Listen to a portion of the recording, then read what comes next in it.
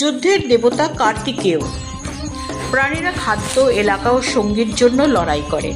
মানুষও একই কারণে লড়াই করে। এটি আমাদের পশু প্রবৃত্তির অংশ, যা আধিপত্য চায়।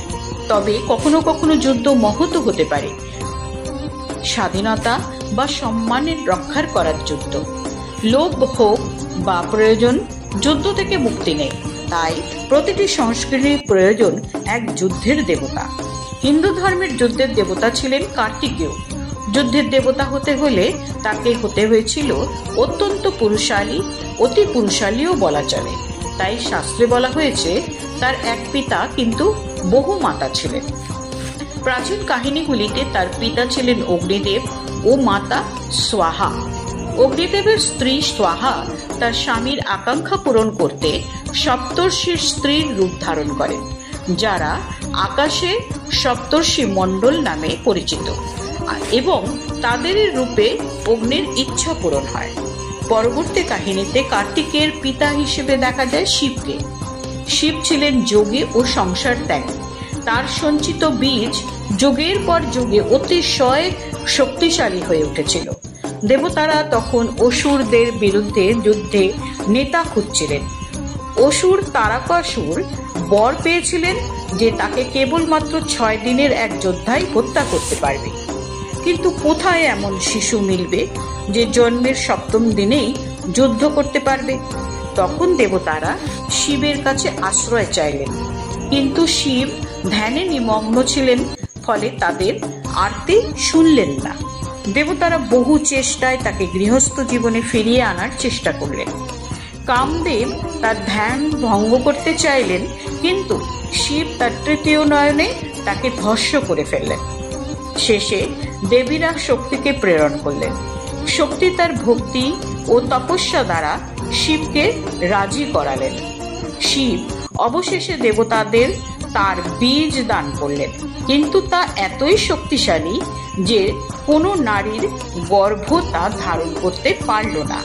সেই বীজ আগুনের মতো জ্বলতে লাগলো, বাতাসে শান্ত হলো না, গঙ্গার জলে ফুটতে লাগলো, এমনকি বনের বাঁশ জঙ্গল পুড়িয়ে দিল। অবশেষে সেখান থেকে 6টি শিশুর জন্ম নিল। কৃতিকা নক্ষত্রমণ্ডলীর দেবীরা তাদের লালন পালন করতে লাগলেন। পরে শক্তি তার 6টি শিশুকে একত্র করে এক দেহে রূপ দিলেন, যার 6টি মুখ ছিল, যার ফলে তার নাম হয়েছিল ষণ্মুখ। তিনি হাতে একটি মাত্র অস্ত্র পেলেন, বর্ষা। তার বহুমাতা অগ্নিদেব, বায়ু, গঙ্গা, বনদেবী, কৃতিকা এবং শক্তি। মাত্র 6 দিনের মাথায় 7ম দিনে তিনি দেবতাদের নেতৃত্বে যুদ্ধে অংশ নিলেন ও তারকাসুরকে বধ করলেন। তার বাহন ছিল ময়ূর।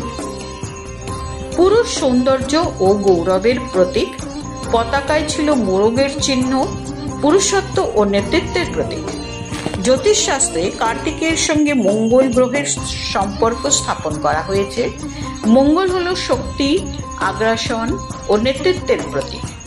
মঙ্গল, যা মঙ্গলের দিন এর ইংরেজি নাম টিউসডে এসেছে ভাইকিংদের যুদ্ধের দেবতা টাইয়ের নামে, এর নাম থেকে।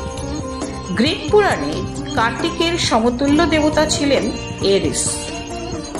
এরিসের স্ত্রী ছিলেন না, কিন্তু তিনি প্রেমের দেবী আফ্রোদিতি এর সঙ্গে সম্পর্ক স্থাপন করেছিলেন, যিনি ছিলেন লোহাকর্মের দেবতা ভালকান এর স্ত্রী। সূর্য দেবতার মাধ্যমে বিষয়টি জানাজানি হলে ভালকান রাগে তাদের বিছানার জালে ফাঁসিয়ে ফেলেন এবং সব দেবতাকে তা দেখার জন্য আমন্ত্রণ জানান। এই অপমানের পর এরিস আর কোনো স্ত্রী গ্রহণ করেননি। পরে তিনি সূর্যোদয়ের সূচক মোরগ সৃষ্টি করেন, যাতে গোপন প্রেমিকরা সূর্যের আগমন আগেই জানতে পারে। ভারতের ইতিহাসে মৌর্য গুপ্ত যুগে কার্তিকেয়কে যুদ্ধের দেবতা হিসেবে ব্যাপকভাবে পূজা করা হতো। উত্তর ভারতে তাকে অবিবাহিত হিসেবে দেখা হয়েছে, কারণ বিবাহকে পুরুষত্বের নিয়ন্ত্রণ হিসেবে ধরা হতো।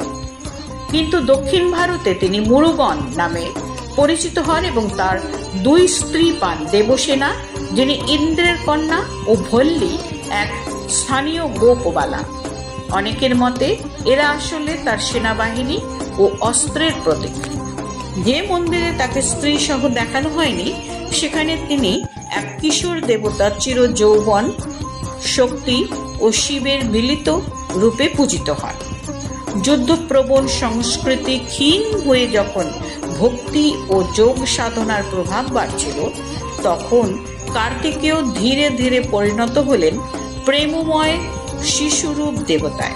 কিন্তু পুরাণে যেমন সর্বদা ঘটে, প্রকৃত সত্য আজও রহস্যময় রয়ে গেছে। আমাদের এই গল্পটি ভালো লাগলে ভিডিওটিকে লাইক, শেয়ার এবং সাবস্ক্রাইব করতে অবশ্যই ভুলবেন না। ধন্যবাদ।